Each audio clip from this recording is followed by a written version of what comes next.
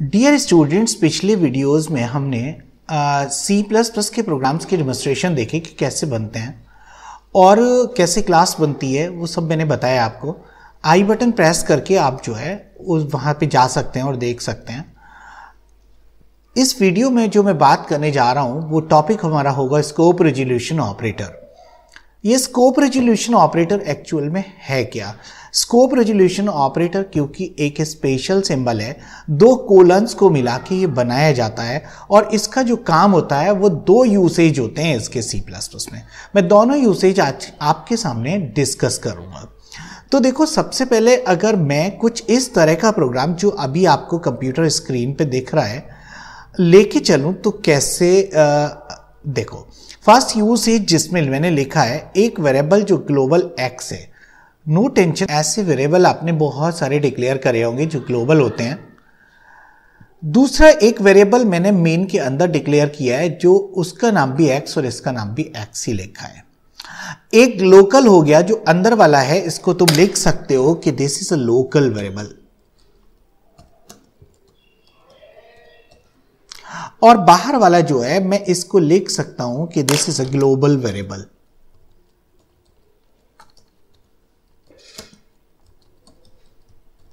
ठीक है, ग्लोबल और लोकल की दोनों की मैंने अलग अलग वैल्यू रखी है।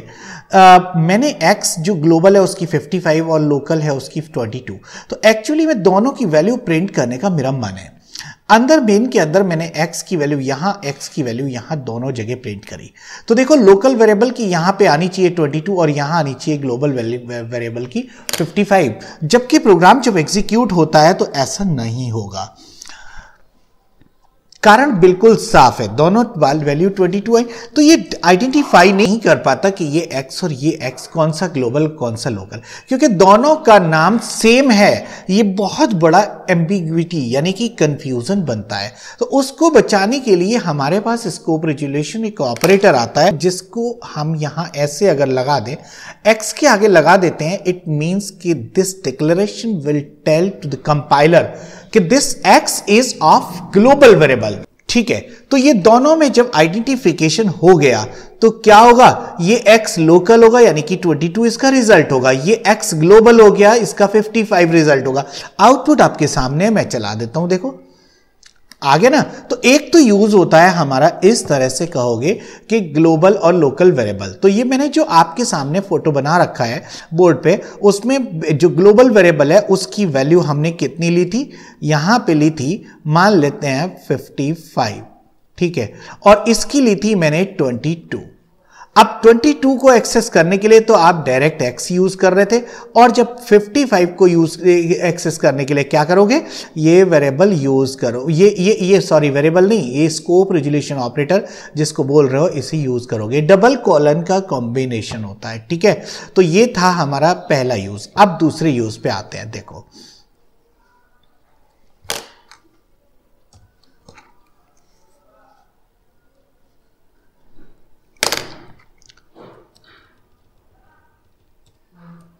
आपके सामने अब बोर्ड पे, वो कंप्यूटर पे second use of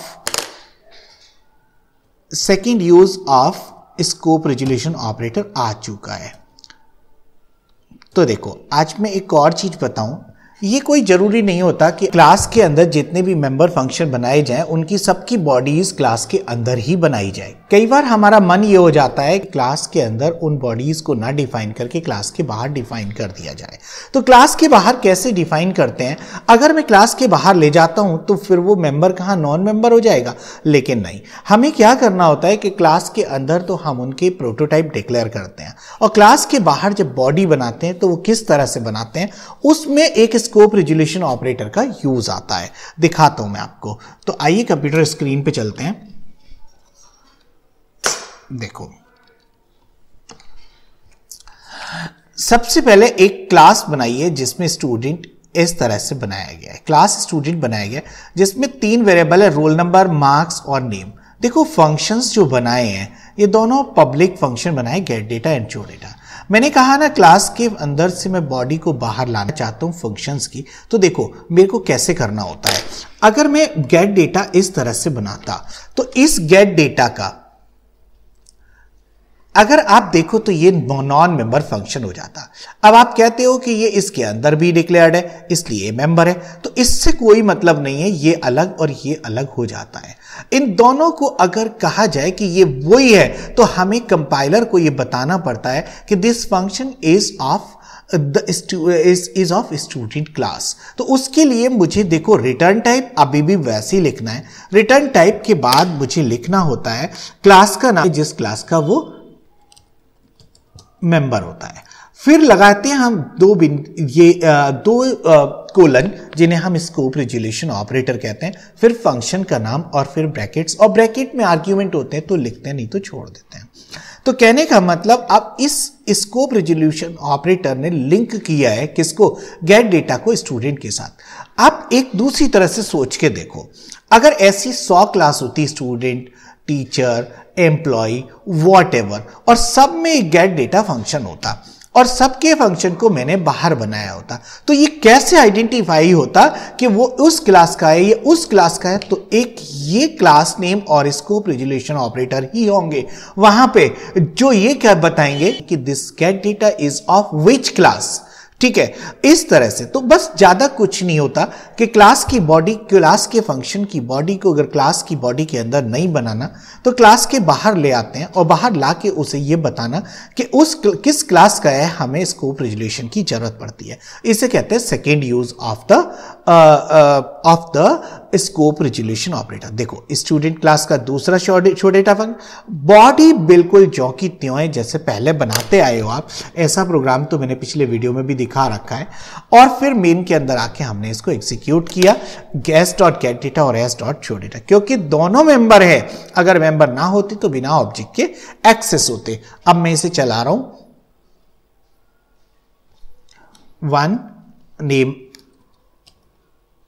Rakesh, marks 22.3, ठीक है, बिल्कुल सही चल रहा है। तो इस तरह से मुझे ये बताना था कि स्कोप रिजोल्यूशन ऑपरेटर कैसे यूज किया जाता है।